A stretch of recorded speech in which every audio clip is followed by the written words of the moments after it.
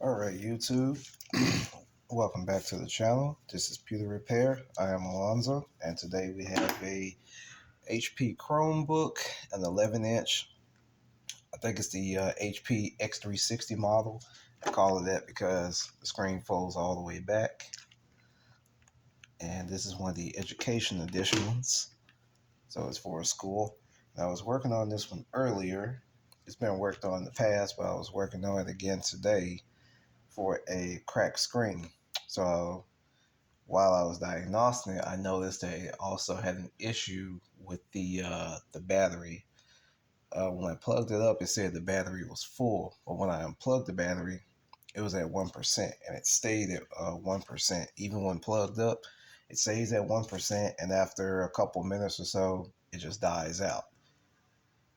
Now, normally the first thing I'm going to think is it's likely an issue with the battery because these things, they use USB Type C to charge.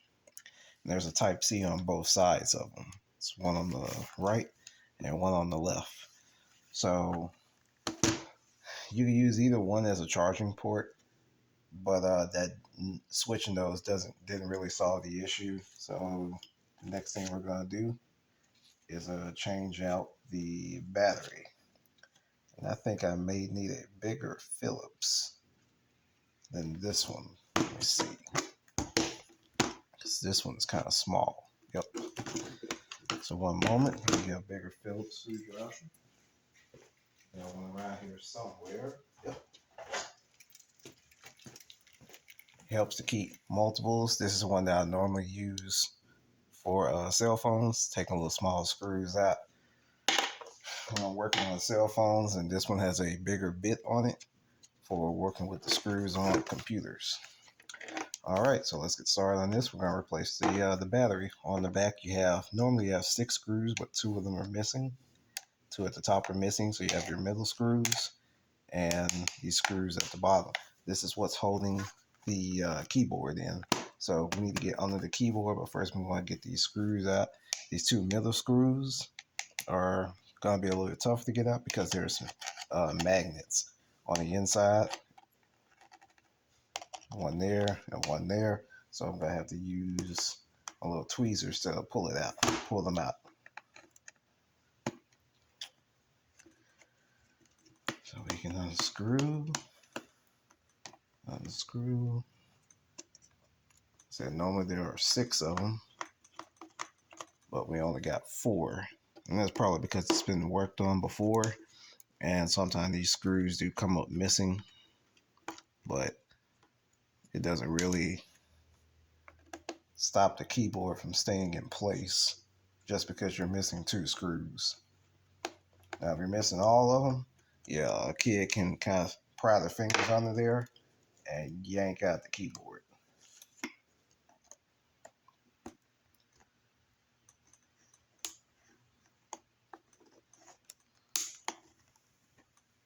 May not have it unscrewed all the way. Oh, there we go. You want to have you some little tweezers around. So these middle ones, they get held in by magnets. And they can be kind of tough to pull out.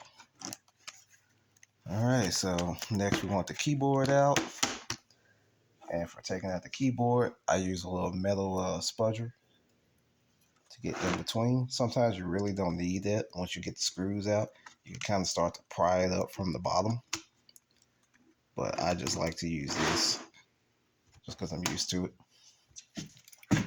Whoop. Try to get in here without knocking the camera over.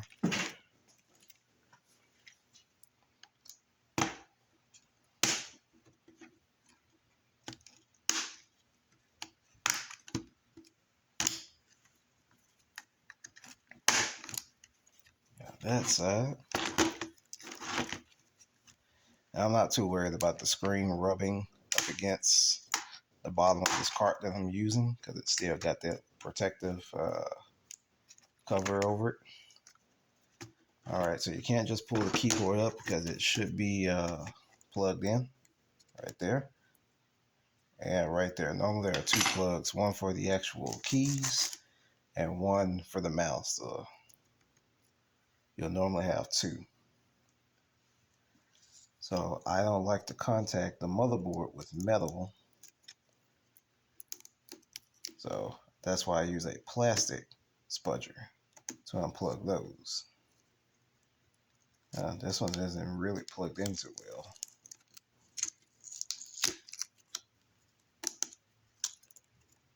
So we'll unplug that.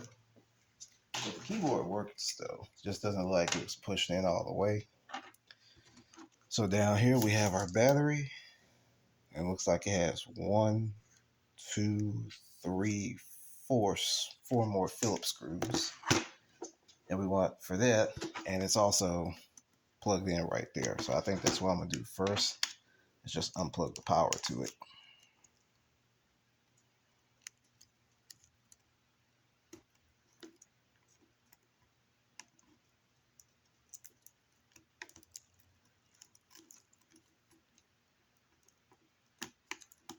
Yep. Get the power unplugged. And let's get the screws out. Get the screws out. Set those to the side. Prep our new battery. I think this is just a plate that goes over the battery.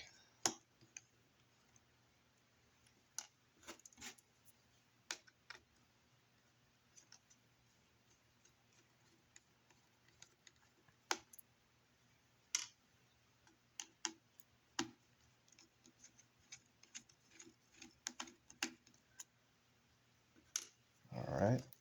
So that little plate should come out. And the battery should just slide out.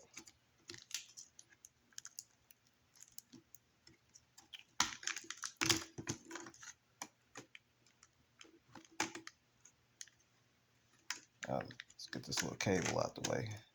I want to pull that. So that's our battery. If you need one, the model is GH02XL. And looks like I'm probably going to have to move a little bit quicker because my phone is dying around 5%. But that's the battery model, GH02XL. A lot of these you can get from HP themselves if they still sell them. Or you can get them from from Amazon, third-party sellers, or eBay. So got a new battery in there on Amazon, I believe.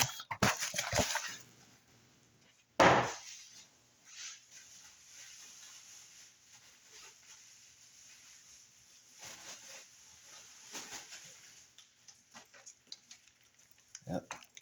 GH02XL.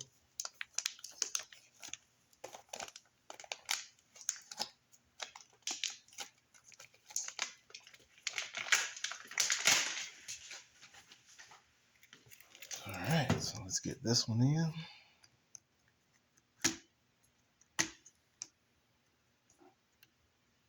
I remember that just sat on top or went under.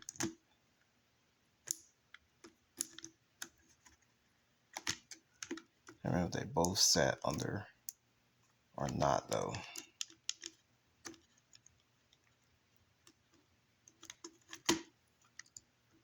Yeah, I think that's how it was. All right, so let's get that plate back over them. And we just reverse it and put your screws back in. These screws are the same size, so it wouldn't matter if you put each screw back in its actual spot. But coming from doing a lot of phone repairs, you get a lot of screws that have to go back in the spot that you took them from. So that's why I try to keep them in order.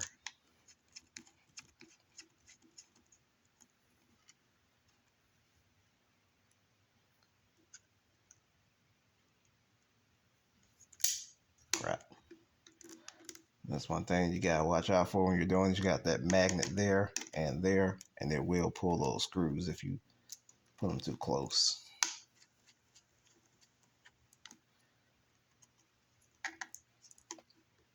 All right, let's plug our battery in.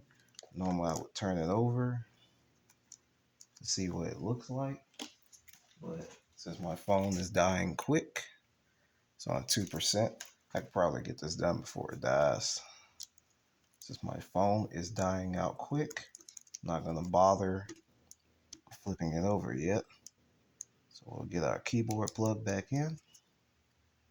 You know what? One moment. Got my phone's dying, but I have a lot of chargers right beside me. But I'm gonna wait because I see that the screen is on. Screen is on, so it lets me know that the battery is good. So I'm going to force it off.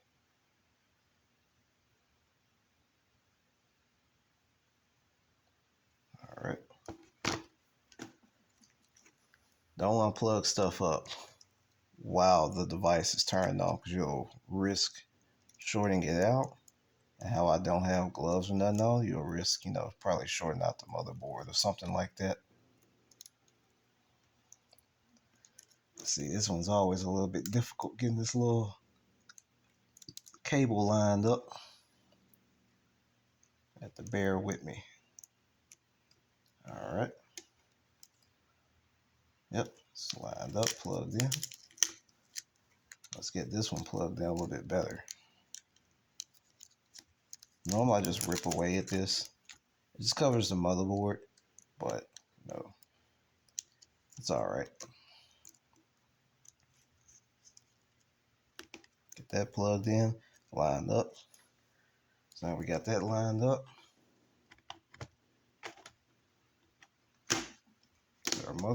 I said motherboard. Set our keyboard in. Press it down till we hear those snaps and clicks. All right. Now we can turn it over. Get our screws in. Like I said, normally you would have 6 screws, but 2 of them are missing. So let's get that in.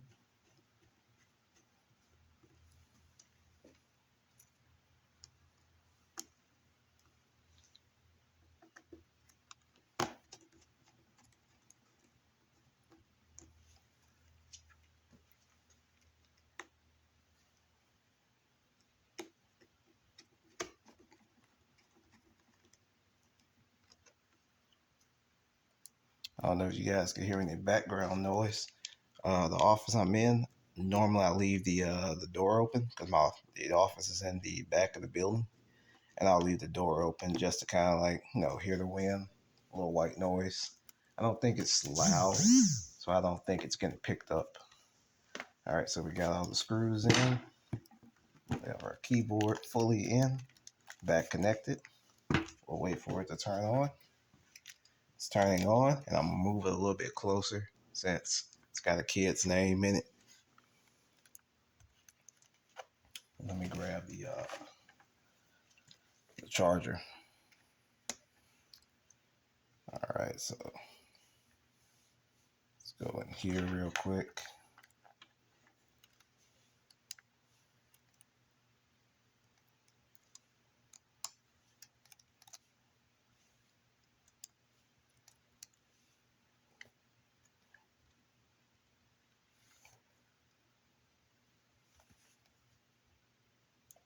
Turn off this rotate button.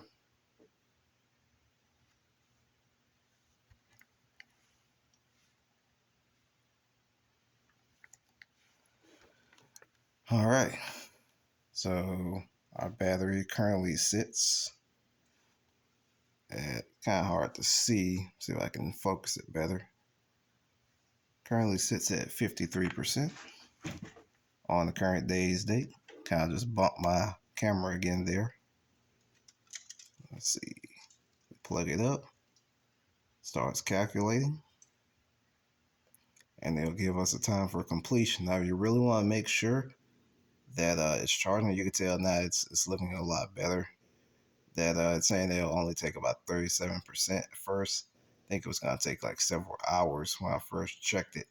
But the easiest way to know is just leave it plugged up for about 5 minutes and just make sure that it goes up past the normal percent. But I'm sure this battery is going to do well.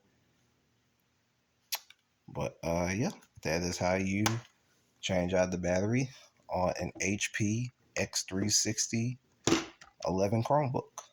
All right, so if you guys have any questions or this helped anyone out, let me know. And I'll catch you guys in the next video.